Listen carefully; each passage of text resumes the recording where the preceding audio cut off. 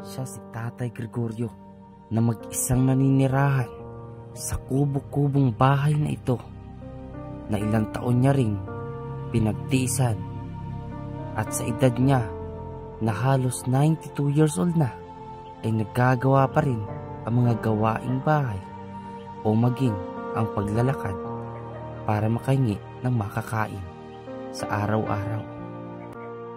Kaya't makalipas ang ilang buwan ay muli nating balikan at kumustahin kung ano nga ba ang pagbabago at patuloy na suliranin ni Tatay Gregorio na mag-isang namumuhay sa kanyang bahay ng mag-isa at puno ng kalungkutan.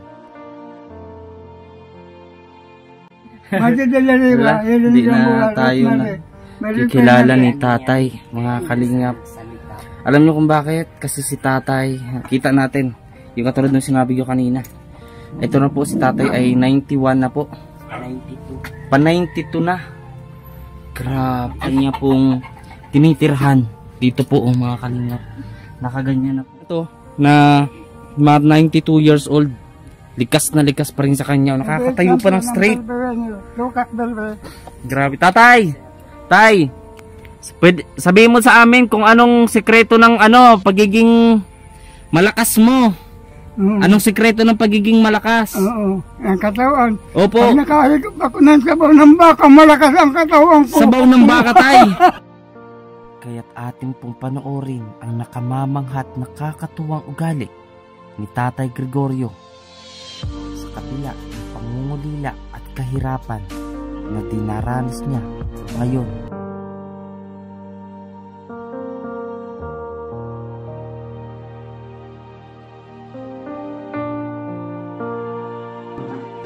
May mga dala tayo ditong grocery, tapos sa bigas. Bigyan natin po natin sa tatay ng panggastos po. So dito po, mga kalingap, magugulat kayo doon sa kanyang tinitirhan. So samahan niyo po ako, mga kalingap, at i-share po ninyo ang video ito at i-like. Malaking tulong po yan sa ating pong channel and advocacy na maglingap sa ating kapwa may hirap. Pero po, mga kalingap,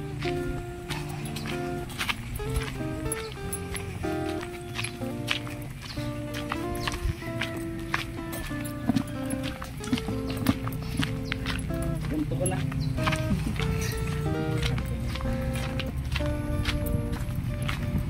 Hindi na pumalang nito.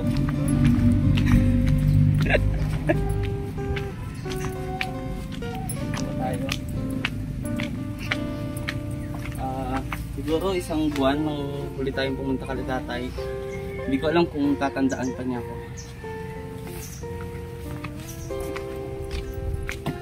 Wala po.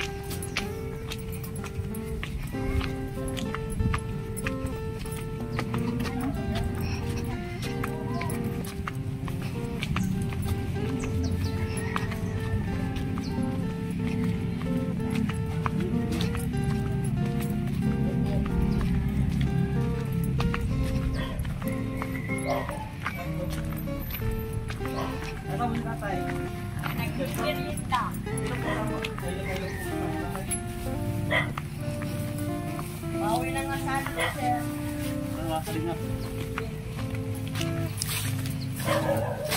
Ayun, mga kalingap.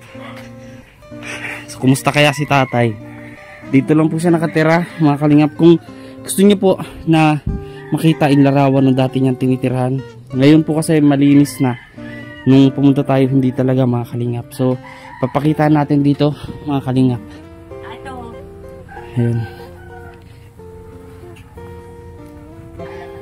Tay, ayun o, nakaganto na tayo, mga kalingap po. Sobrang liit lang po talaga ng tinitirhan niya. Ayan, mga aso. Ayun o, si Tatay. Ano kaya kung matanda ang papa niya? Ito po siya nakatira. Tao po.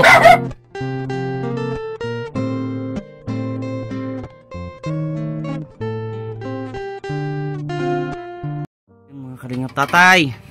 Tatanungin natin si Tatay, mga kalingap, kung natatandaan pa niya tayo. Tatay! Tanda mo pa ako? Ha? Tanda mo pa ako?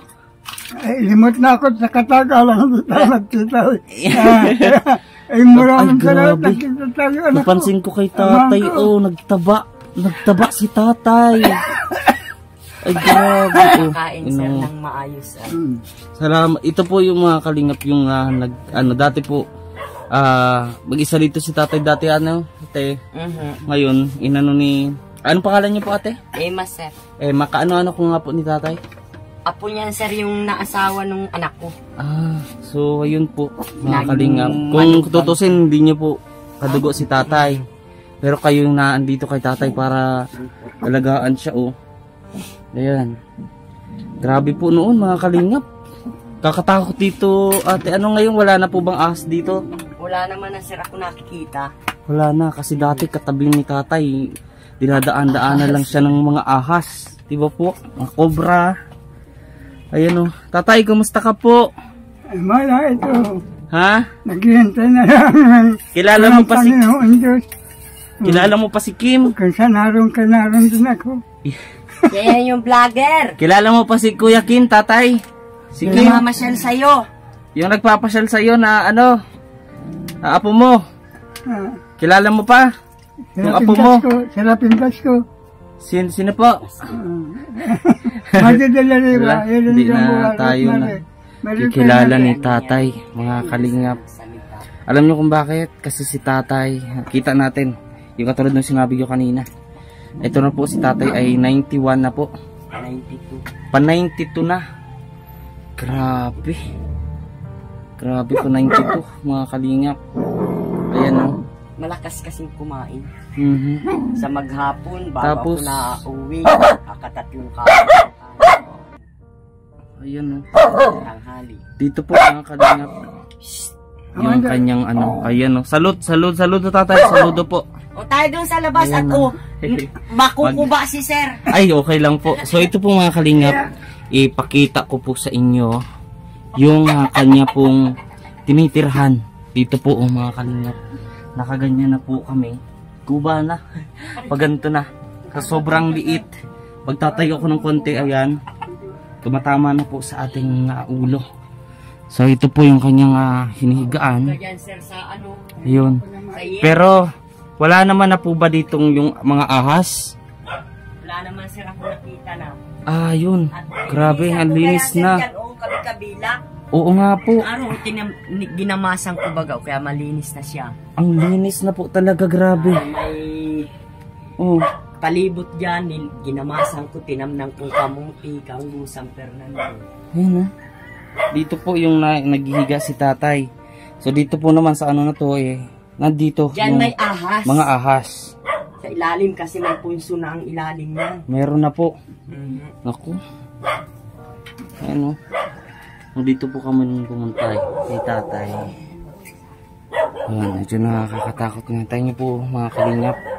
Kung paano magano si tatay. Medyo malabo na rin po ang kanyang mata. Pandinig, di ba? Na atin po siyang kinakausap kanina. Hindi na rin po tayo maintindihan. Pero ganun pa man, mga kalingap, ang lakas-lakas pa rin ni tatay. Sa edad niya na magna 92 years old na. At parang nagsundalo ba to si tatay? Ewan ko sir. Parang nagsundalo siya kasi may inano siya mga platoon daw niya nung panahon ng hapon. Ewan ko lang sir, at nung dumating kami dito ay gayaan na talaga yan. Hindi, nung kabataan po niya. Kasi may nagsabi din po yata sa amin noon. Nung panahon po baga ng hapon, mga hindi pa legal age, pwede na siya maging sundalo. Parakwento pati yan ng tungkol sa sundalo. Lagi ang kinikwento sa akin. Grabe, no? Kumusta naman po dito, ate? Sa ilang buwan po ninyo na obserbasyon nyo kay tatay, ano po yung pinagbago niya? Ano sir, parang lumakas lalo. Tumabang. sabi nga ni sir nung mga naandyan mga kaibigan ko, uy, lalo lumakas si Tatay Guyo simula nung ikaw ay naandyan araw-araw. Po. Kaya maraming salamat po.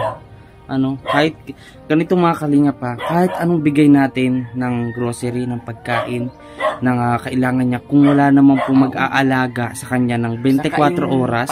Kumakain siya yung nung ako wala pa dito, kumakain siya ang dumi ng halimbawa sinagsaing tama dumi. po. Kasi hindi niya na po maaninag. Ngayon, dumating kaya ako dito, nagluluto siya, ang itim ng niluluto niya. Gawa ng mauling yung kamay, tapos maano nung niluluto niyang ulam. Ay ngayon, malinis ang kinakain niya. Siyempre, kumakain din ako dito, sir. Alam naman pakainin ko rin niya ng madumi. Ang laki po, nung pagkakita ko kay tatay kanina, napansin ko, ang taba niya na. Kung ilalarawan po mga kalingap, papakita natin dito sa screen yung itsura ni tatay. Ayan po mga kalingap. Dito sir, takot lang ako nitong alisin. O dito nagpunta yung ahas na itim na mahaba. Anong kulay po? Itim. Cobra po ba? Hindi sir, dito sa loob yung may na parang natunog na yun na sit-sit. Arat daw yun sir. Po? Tapos dito yung itim na ahas. Ay grabe. Dito nagsuot. Kaya hindi ko yung mataratanggal. Baka na andyan pa po dyan. Baka di ako magmalay ay... Kaya salamat po ha sa paggabay kay tatay. Kahit hindi nyo naman po mga kalingap, diba? Nakakatuwa dahil ito, katulad nito ni ate, hindi naman po niya nga ni sir dito. Tinamnan mo pala ay niya dito, malinis na. May dala po pala na nga ning walang napasok na ahas sa'yo.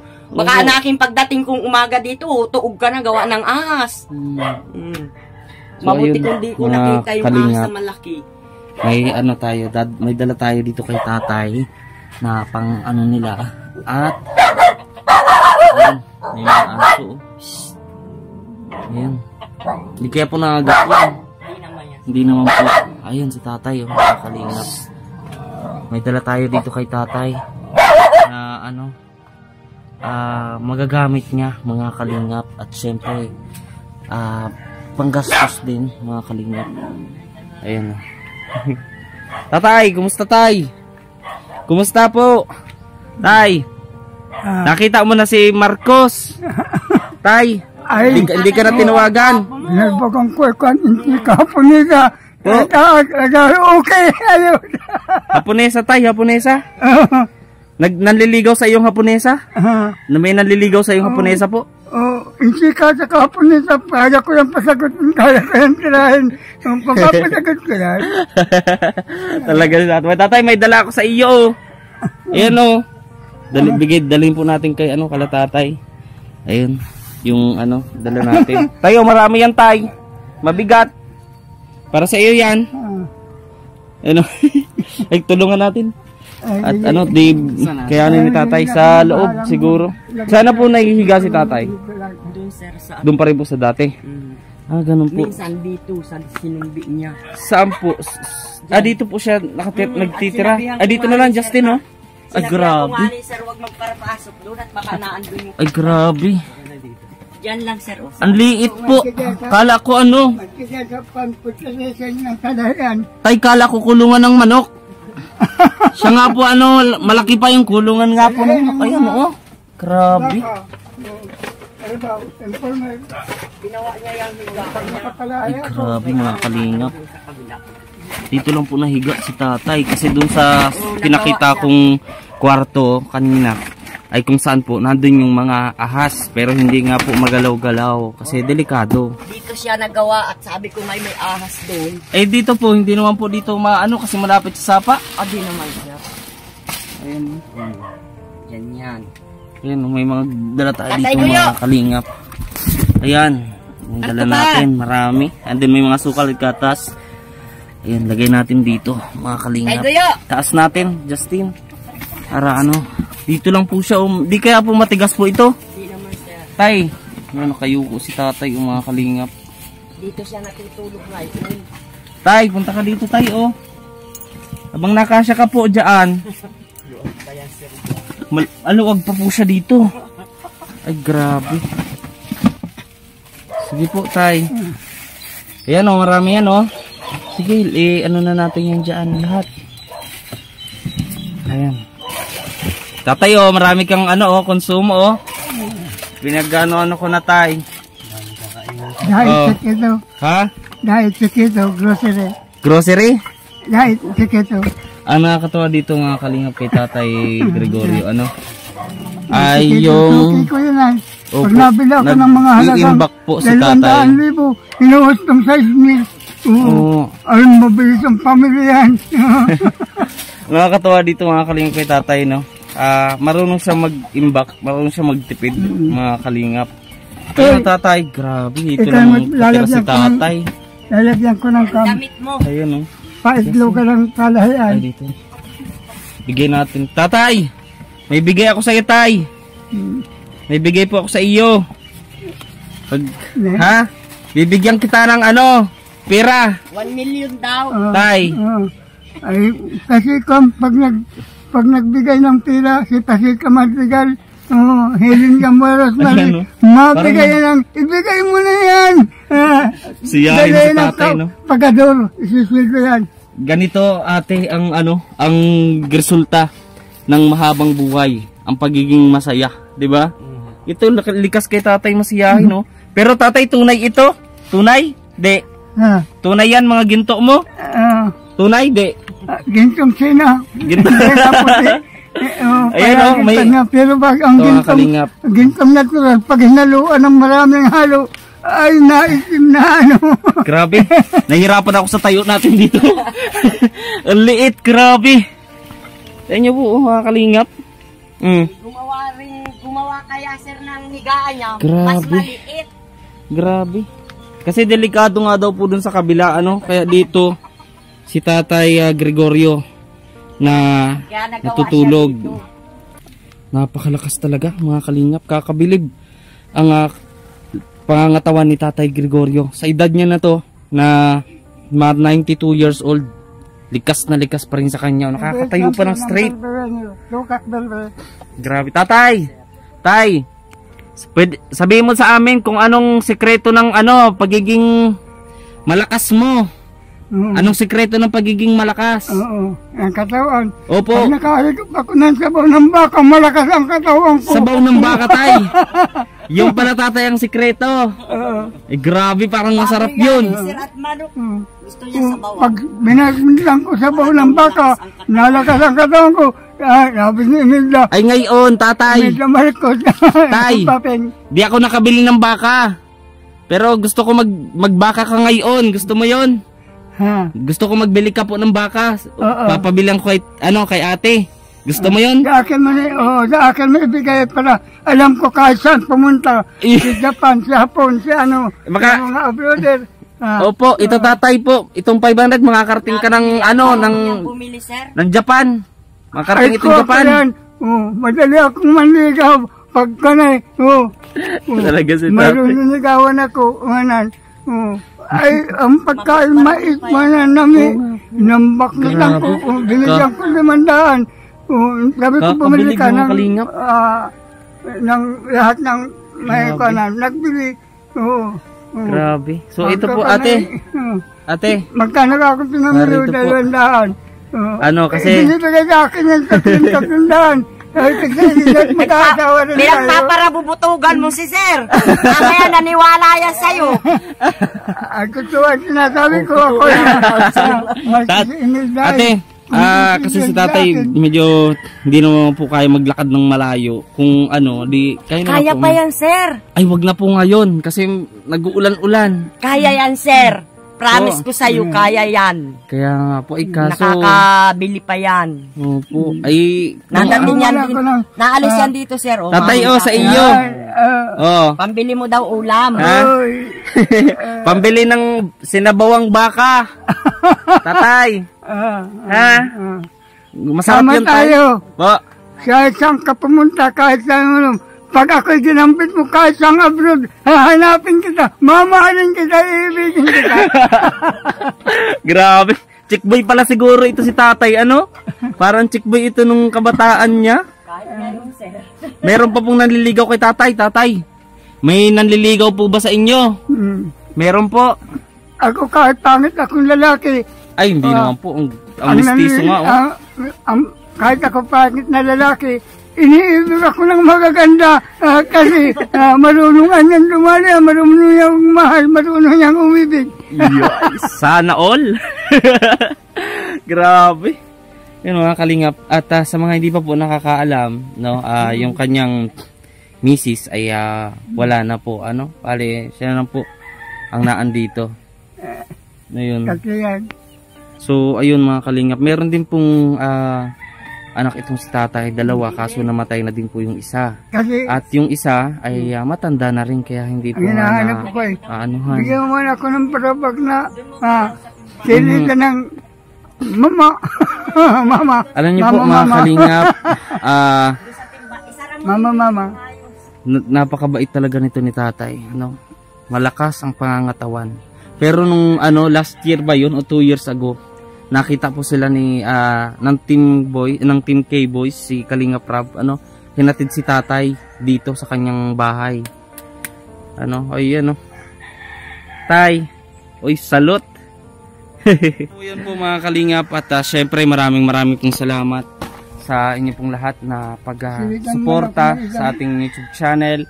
At nakaganyan lang. Opo tatay, dadalang kita nun panganga. Ha? Ayan. So, tatay, papaalam na po ako at babalik po ako sa inyo. Na-miss ko talaga tong si Tatay Gregorio, mga kalingap. So ayun, maraming salamat po mga kalingap sa inyo pong suporta sa panonood ng ating mga vlog at pag-share. Maraming pong salamat sa inyo pong lahat. At tatay, babay na tayo sa ating mga manonood. Bye-bye. Bye tay. Paglakas ka po palagi ha. Mabalikan ko po si tatay at mabigyan naman natin mga kalingap ng magatas at kung ay ito maayos na matutulugan ni tatay, kasi parang ginagamit lang po ni tatay ay yung sako, napakatigas, wala pang unan. So yung tatay, bye-bye po. God bless.